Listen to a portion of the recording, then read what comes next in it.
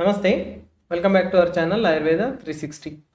So today National Institute of Ayurveda has notified the admission procedure for the PhD courses academic year 2022 and 23.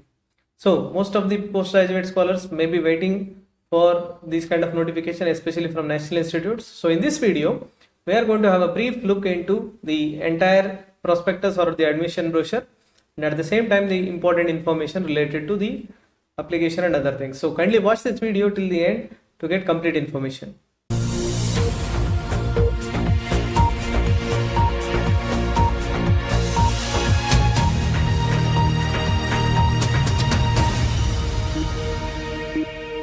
So National Institute of Ayurveda, being one of the premier institute under the Ministry of Ayush, is giving PhD courses, or you can say PhD degree, since many years. Until 1 year ago, it was under DSR RAU Jodhpur. So the university that was giving the PhD degree was DSR RAU Jodhpur. But since last year, the National Institute of Ayurveda itself has become deemed university, and that is how NIA itself will be giving the PhD degree even for this academic year. So in this regards, admission procedure for 2022 and 23 academic year is discussed here in detail. So the notification was initially seen in the newspaper, major newspaper in the country, all over the country. So this is the newspaper cutout. So the entire information is displayed in the official website of National Institute of Ayurveda, nie.nic.in. So the critical dates for the application and other things are, the applications are open from today, and you can write, or you can say you can fill the application, and the last date to send the application, last date for the application to be reaching the institute hard copy is 31st of March, that is by 5 p.m. Also the soft copy could also be sent at the same time, before the same time. Now tentative time for examination is not yet mentioned here clearly. So tentatively it is posted on June 2022, which means in the coming month. So exact date will be notified later. So answer key will be displayed as soon as the exam is over, within 1 hour. And on the same day of examination, the students will have, or the candidates will have, an opportunity to lodge their grievances by 6 p.m. And by next day, the institute will form a committee, and then final answer key will be made by 2 p.m. on the following day of entrance examination. So after that, there will be soon declaration of results on the immediate day, followed by the interview on the immediate next day, and then the notification of results. So the entire process will be over within maximum of 3 to 7 days. I can say maximum of 7 days time. So this is in relation to in general candidates. Those who have cleared certain examination like UGC NET or Ayush NET or other CSIR NET qualifications, JRF qualification, if they have cleared those exams which were conducted 2 or 3 years ago, so then they will have a separate pattern of examination. Here there will not be any written examination, there will be direct interview, and the interview tentatively is said to be on 27th of June, and the notification of results will be on 1st of July. So going with this line, even the regular candidates, we can expect the interview of final selected candidates to be on June end. So you can expect the exam anytime after June 15. Now the NIA has the rights to change any of these dates, so keep in constant touch with the institute website. So this admission procedure will consist of topics like application form, screening test, the interview result, and the final admission procedure. So application form, as I already mentioned, you can download it from the official website. The link is given in the description. Once you download it, the initial 2 pages are application. So initial few pages. So you have to fill it as per the prescribed form, and then attach the relevant documents, and then send the copy, that is hard copy, to the institute the address what I have mentioned here. Now this is one of the option, not compulsory for everyone to send it through hard copy. So if you are sending it, then make sure the post reaches the institute before 31st 5 p.m. This is very important.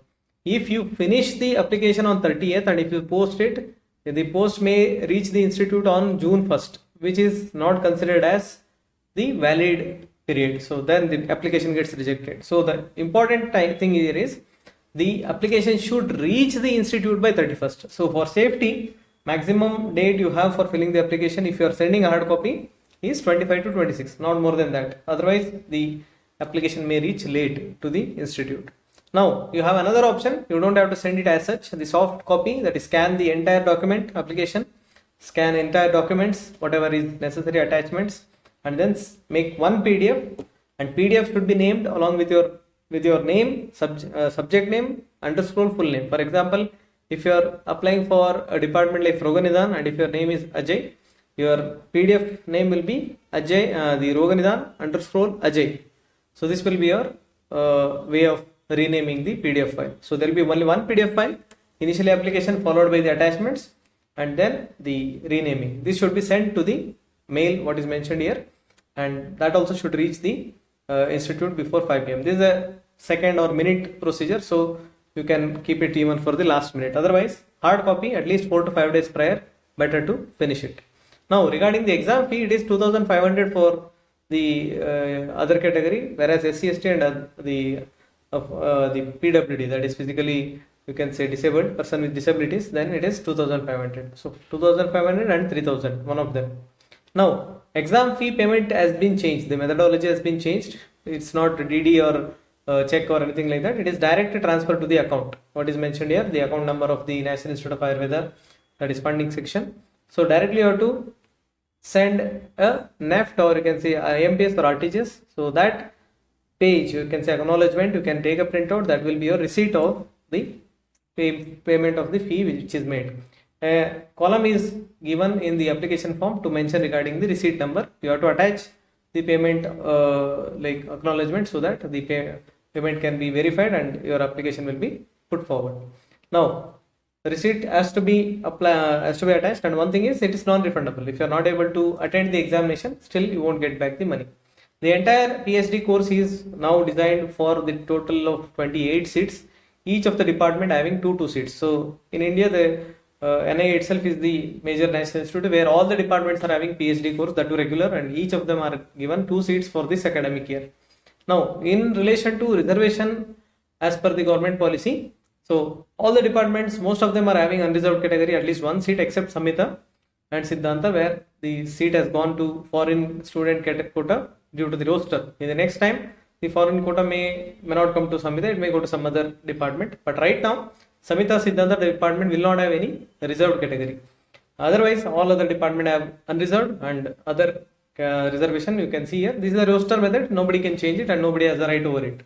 Now, in case any of the reserved candidates are not available, for example, foreign student, then that will be converted into unreserved category. So not having any seat in Samhita Siddhanta, especially for that, because it is the only one which is not having the unreserved seat. Still, unreserved student can apply for that, and ultimately if there is no foreign candidate claiming that seat, then that will be converted into unreserved, and if the unreserved candidate is in the merit list, then definitely he will be or she will be preferred. So they are free to apply, but it depends on whether foreign student is there or not. Similarly, for the other category, in the absence of students from other category, it will be converted into unreserved, but it is very highly unlikely because most of the students are there in every category. So usually it gets filled with the respective category. So this is in relation to the reservation quota, and there will be no exam for the other, you can say, the UGC NET and Ayush NET cleared students, candidates. They will have direct interview. Now, entrance test for, or you can say screening test for these PhD courses, it will be consisting of 100 marks as usual, out of which 60 will be concerned subject. For example, if you are applying for the Agatha Tantra, your Agatha Tantra PG syllabus will be given for 60 marks, and rest of the 40 are again divided. 25 is for research and stats. So research and stats, the most important topic, especially for PhD candidate. So 25% is dedicated for that, and some other institutes are having more than 25%, but now NIA has restricted it to 25%. 10% in relation to current trends in Ayush, the Ministry of Ayush and other Ayush sector, 10% questions, and 5% is in relation to the knowledge, basic knowledge of computers. So in this way, the entire 100 questions are, you can say, classified, out of which the 60 is concerned syllabus, if the department is Dravyaguna syllabus, and the syllabus will be PG syllabus as prescribed by NCISM. Similarly, 25% of research and stats syllabus as prescribed by NCISM in the post-graduation course. And the other two are general, so it is a very vast topic. So you can just go through any of the basic books. Now, in relation to examination, 90 minutes time will be given and every right answer will be given point plus 1, whereas every negative answer will be, wrong answer will be given negative marking, that is 0.5, negative 0.5. And if you don't answer, then the mark will remain 0. So, after analyzing the screening test results, if the seat is 1 in one category, 3 students will be called. So, of course, in each and every category, we can see only one seat in the roster. So, for one unreserved seat of Dravya Guna, 3 students from entrance test, top 3 students will be called for interview and one of them will be selected for the PhD course. So, eligibility is in the entrance exam, at least 50% should be obtained, and if there is some category like SC or ST, 45% is also eligible. So, during the time of interview, there will be presentation of original document for verification. Now, during the interview, what will be given is, usually the questionnaire of the entire subject will not be asked here. You will be asked to present a project. So, you will be asked to present a project. You have to come with ready presentation of around 5 to 10 minutes. You will have to present your probably the PhD research work, and the way of presentation and question answer in relation to that, you will be assessed based on these. Ultimately, your research knowledge, the feasibility of the project in the institute, and the contribution of this new project to the entire science, all those things will be considered and given preference during selection in the interview. So remember, topping the screening test will not guarantee a seat in PhD. It is both screening as well as interview which gives the ultimate final result. Now, the entire center in India will be only one, NIA. So anywhere in India you are applying for this course, you have to come to Jaipur for giving the writing, that is screening test. Foreign nationals will not have any entrance exam. They will be coming through the procedure of ICCR. And if there is vacant seat, as I already mentioned, it gets converted into unreserved.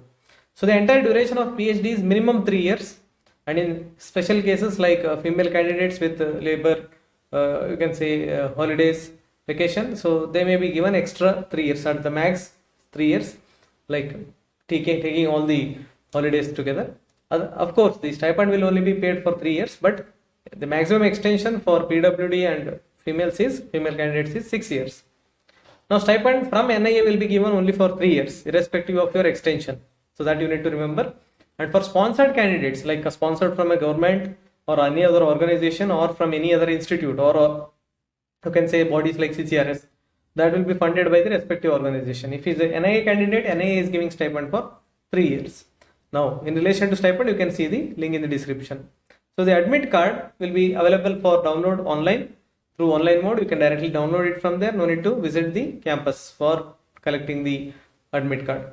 Now the fee structure is revised, and of course since last year it is the same. So keeping hostel fees along with the taking out the hostel fee and the caution money from this, the entire fees will be total 75,000 in the first year. But if you consider the refundable amount as well as hostel, then it may go up to 1.28. And next year it will be only the fee, no caution money, so the amount reduces. You can see here, of course it is subjected to change as per the policy of the institute, but this is the present fee. Now for any other update or any changes in the present notification, you have to visit the official website nia.nic.in regularly. So keep in touch with this if you are planning to attend this kind of examination. For other detailed videos like how to fill the form, how is the application form and all those things, and even stipend in relation to present PhD in NIA, you can directly click on the link in the description. You can directly go into the particular video. So I hope you like this video. This was in relation to the post-graduation, after post-graduation, the doctoral aspirants in Ayurveda and those who want to pursue it in the National Institute of Ayurveda, Jaipur, on a regular basis. It's a regular basis PhD, remember. Of course, there are other you can say provisions, but mainly it is for the regular candidates. So if you like our content, kindly like, share or subscribe to channel Ayurveda 360. Kindly share the link with your other friends and Ayurveda related personnel. So until next time, myself Dr. Nandish J. Thank you.